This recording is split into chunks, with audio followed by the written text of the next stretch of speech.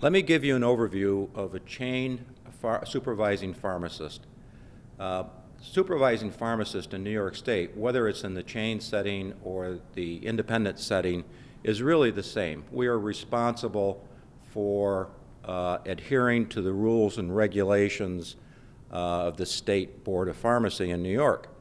The difference, truthfully, is in today's setting with the shrinking margins because of things such as non-PBM transparency or MAC appeal, our margins have shrunk to the point where it's very, very difficult to make a profit. In the independent setting, that directly affects their bottom line, whereas in the employee setting, as an employee of a big chain, we don't feel that. However, we do feel it because our employer has to reduce their expenses, and one of the very few places that they can cut is payroll. So let's just say that I need 100 hours a week of tech help in order to function properly. I'm probably only going to get 80, and that directly affects customer service and customer care.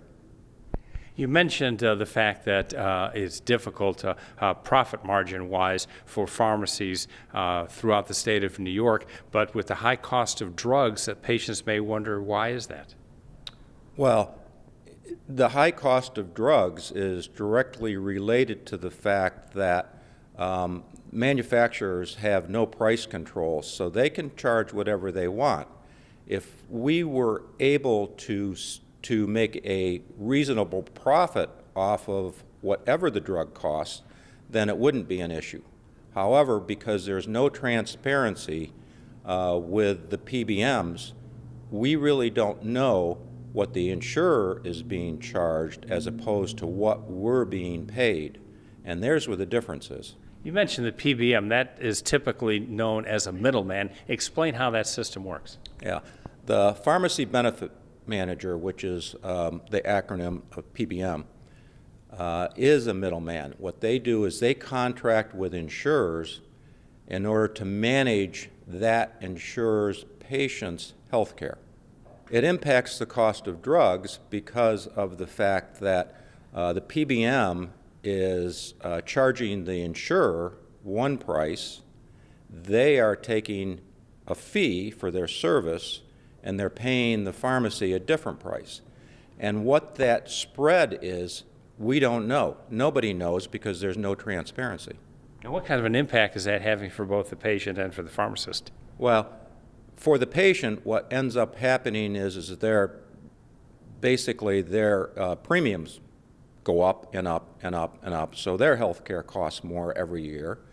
For the pharmacy, our margins shrink and shrink and shrink because the difference of what we are paying for the drugs and what we're being reimbursed by the PBM becomes narrower and narrower every year.